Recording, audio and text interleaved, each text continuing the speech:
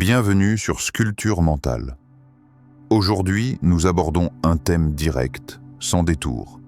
Les 3 seuls jeux auxquels vous devez jouer pour devenir riche. Ici, on ne parle pas de chance.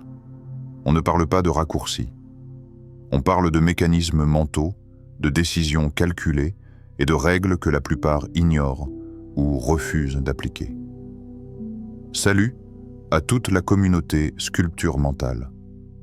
À ceux qui observent, qui analysent, qui veulent comprendre les leviers invisibles de la réussite, vous êtes exactement à votre place.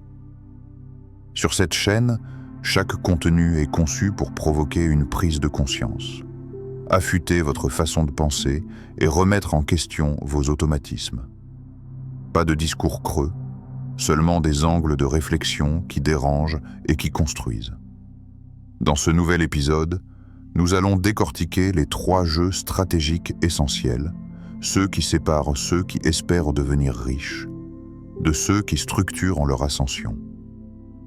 Avant de continuer, prenez 2 secondes stratégiques. Abonnez-vous à la chaîne, activez la cloche de notification pour ne manquer aucune analyse, aucun script, aucune idée qui peut réorganiser votre manière de décider et d'agir. Réflexion personnelle. Avant d'entrer dans le vif du sujet. La plupart des gens ne perdent pas parce qu'ils sont incapables. Ils perdent parce qu'ils jouent au mauvais jeu, avec les mauvaises règles, sans même savoir qu'il existe une autre manière de jouer. Restez jusqu'à la fin. Vous risquez de ne plus regarder vos choix quotidiens de la même façon. Ferme les yeux une seconde. Pas longtemps. Juste assez pour enlever les distractions. Maintenant, réponds.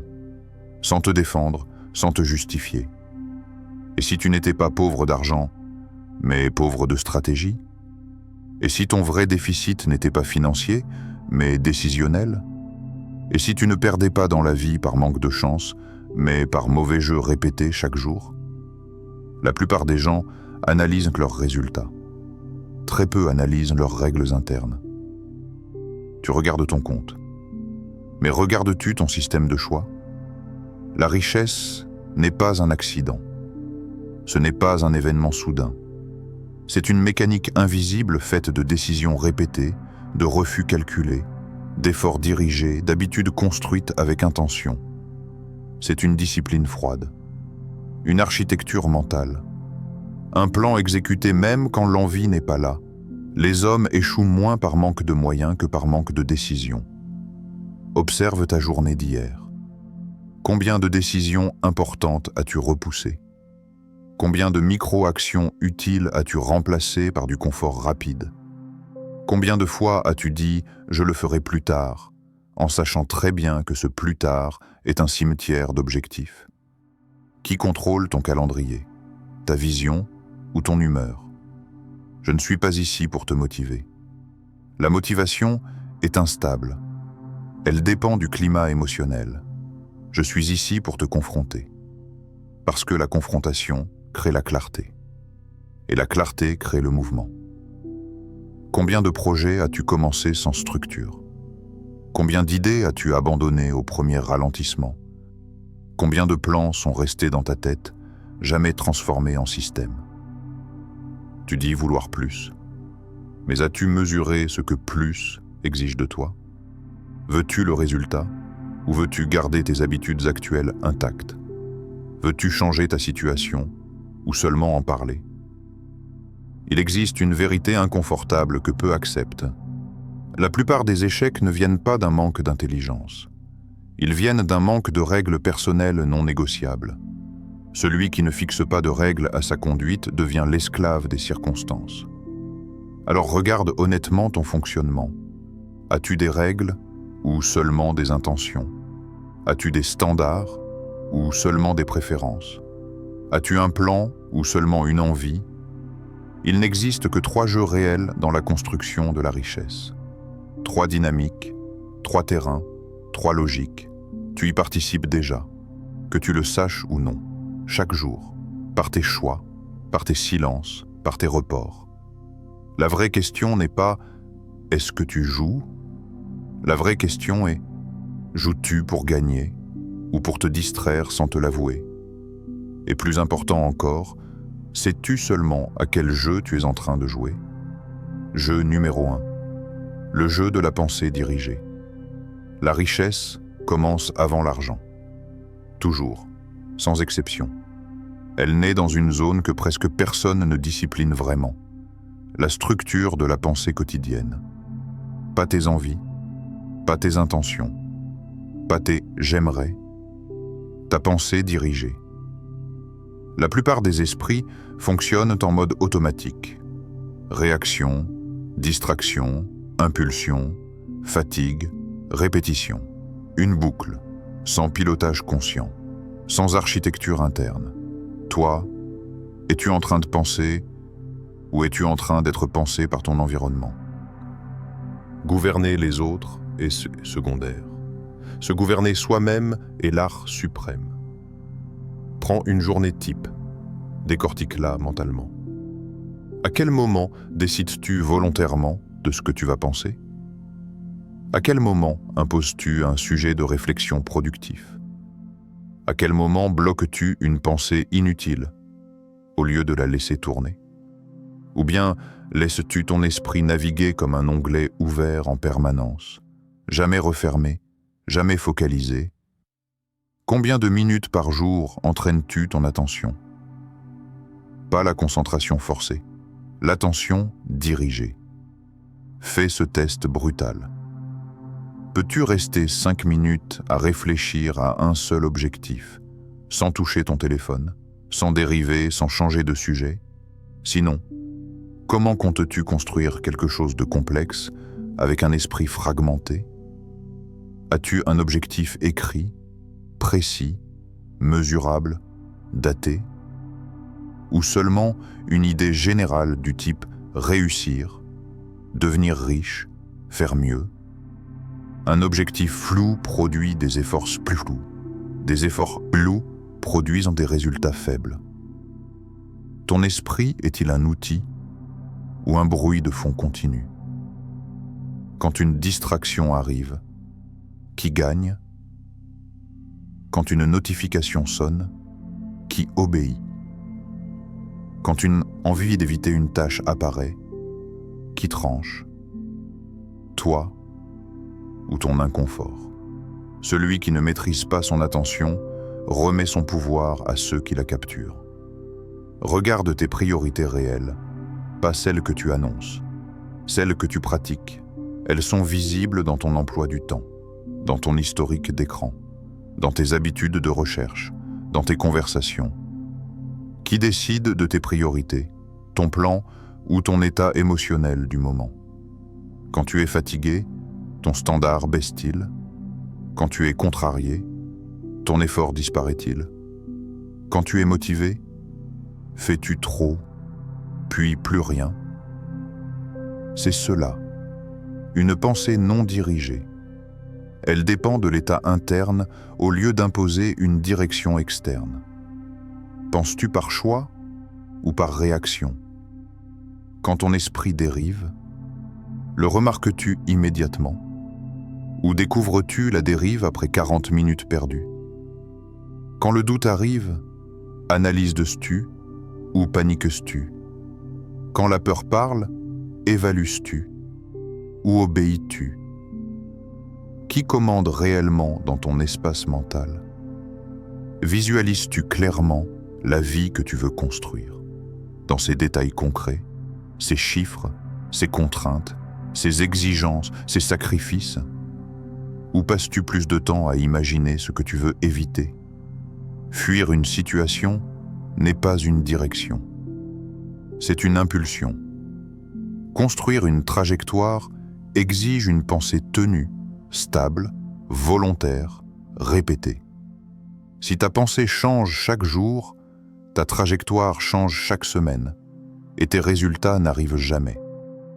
Discipline mentale ne signifie pas rigidité. Elle signifie choix conscient répété. Et la vraie question devient alors inconfortable. Dans ta propre tête, es-tu le stratège ou le spectateur? Jeu. Numéro 2. Le jeu du désir discipliné. Tout le monde veut être riche, mais presque personne ne veut être transformé.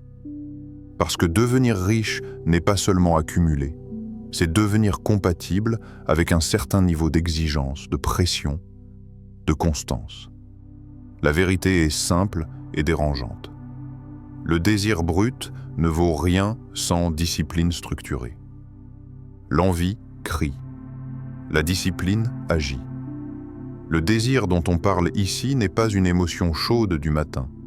Ce n'est pas une poussée d'enthousiasme après une vidéo. C'est une tension continue, froide, organisée, répétée, vers un objectif défini. Une volonté faible cherche des excuses. Une volonté forte cherche des moyens. Regarde ton comportement quand les conditions deviennent inconfortables. Ton désir survit-il au refus ou seulement aux encouragements? Ton engagement tient-il sans validation externe? Avances-tu quand le retour est inévitable? Ton désir est-il assez fort pour survivre à 100 refus, réels, humiliants, répétés, silencieux? Ou s'effondre-t-il après 3 tentatives ignorées? Parlons sacrifice, le mot que beaucoup évitent. Qu'acrifies-tu réellement pour ton objectif? Pas en théorie, en pratique. Qu'as-tu retiré de ton quotidien? Qu'as-tu coupé? Qu'as-tu arrêté définitivement pour créer de l'espace d'exécution? Ou bien as-tu simplement ajouté des intentions par-dessus une vie déjà saturée? Tu ne peux pas construire une trajectoire d'élite sur un agenda de distraction. As-tu éliminé des habitudes ou seulement téléchargé des applications de productivité? Ton ambition te coûte-t-elle du confort, mesurable, régulier, visible, moins de sommeil choisi, moins de divertissement, moins d'approbation sociale, moins de facilité? Ou veux-tu une transformation sans friction? Celui qui veut un résultat nouveau doit accepter une méthode nouvelle. As-tu déjà choisi la discipline quand personne ne regardait? Sans publication, sans annonce, sans témoin. As-tu déjà exécuté une tâche difficile, uniquement parce que ton standard interne l'exigeait? Ou travailles-tu mieux quand on peut le voir? Question plus tranchante, veux-tu la richesse ou veux-tu seulement l'image mentale d'être riche? Veux-tu le processus ou seulement la récompense? Car aimer le résultat sans accepter le processus est une forme d'auto-illusion. Quand la fatigue arrive, négocies-tu avec toi-même? Réduis-tu l'effort? Reportes-tu la tâche stratégique? Quand personne ne t'encourage, ralentis-tu? Quand personne ne vérifie, relâches-tu? Quand le résultat tarde, changes-tu d'objectif? Ou renforcer la méthode? Le désir discipliné ne dépend pas de l'humeur. Il dépend d'un accord interne non négociable. C'est un contrat comportemental, pas une promesse émotionnelle. Un engagement opérationnel. Tes actions quotidiennes sont-elles alignées avec ton objectif? Même les jours neutres, même les jours bas, même les jours vides, où ton système s'active seulement quand tu le sens. La constance bat l'intensité isolée. Observe ton langage interne. Te donnes-tu des ordres ou des permissions? T'imposes-tu des standards ou des exceptions? Ton désir est-il mesurable dans ton agenda ou seulement audible dans tes paroles? Le désir qui produit la richesse est structuré, chiffré, planifié, répété. Il est suivi, traqué, exécuté. Alors la question devient contractuelle, pas émotionnelle. As-tu signé cet accord avec toi-même ou es-tu encore en phase de négociation intérieure permanente? Jeu numéro 3. Le jeu du pouvoir invisible. La plupart des gens poursuivent la richesse visible, argent, statut, signe extérieur, sans jamais étudier ce qui la précède systématiquement. Le pouvoir invisible. Ce pouvoir ne s'affiche pas. Il ne s'annonce pas. Il se construit dans la perception que les autres ont de ta valeur, de ta fiabilité, de ta rareté. influence, positionnement, crédibilité, valeur perçue. Ce sont des leviers silencieux, mais décisifs. Le pouvoir appartient à celui qui comprend les règles non dites. Pose-toi une question inconfortable. Étudies-tu vraiment les règles du jeu, ou passes-tu ton temps à critiquer le jeu? Quand un système te paraît injuste, l'analyses-tu ou le rejettes-tu? Quand un marché te semble fermé, t'observes-tu ou l'étiquettes-tu impossible? Celui qui critique sans décoder reste à l'extérieur. Comprends-tu comment les décisions économiques se prennent réellement? Qui décide? Sur quels critères? Avec quels risques calculés? Selon quelles contraintes invisibles? Ou imagines-tu que tout repose sur le mérite pur et l'effort brut? Pourquoi certaines personnes sont-elles suivies, même imparfaites, tandis que d'autres, compétentes, restent ignorées? As-tu étudié les mécanismes d'autorité perçus, de preuve sociale, de cohérence de message, de lisibilité de valeurs? Ou crois-tu que bien travailler suffit toujours? Être capable ne suffit pas. Il faut être reconnu capable. Travailles-tu ta valeur perçue ou seulement ton effort réel? Ton travail est-il visible de manière stratégique, compréhensible, positionné, différencié, ou invisible, dispersé, mal présenté? Peux-tu expliquer clairement la valeur que tu apportes, en une phrase précise, sans hésiter, sans généralité, sans confusion? Si tu ne peux pas formuler ta valeur, comment veux-tu qu'elle soit achetée? Sais-tu négocier ou seulement espérer un bon traitement?